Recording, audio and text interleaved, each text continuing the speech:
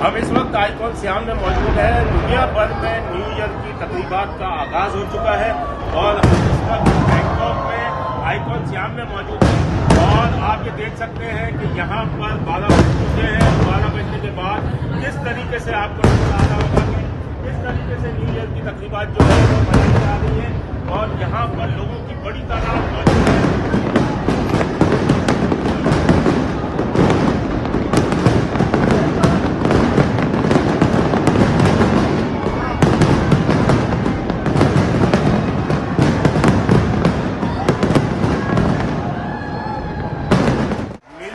बात की जो है वो ये आतिशबाजी का मुजाहरा रखा गया है यहाँ पर और यहाँ रिवर के ऊपर बोट की सैर भी फ्री थी और ये आज जो है यहाँ पर इन्होंने इस तरीके से अपना नए साल का आगाज किया है। जी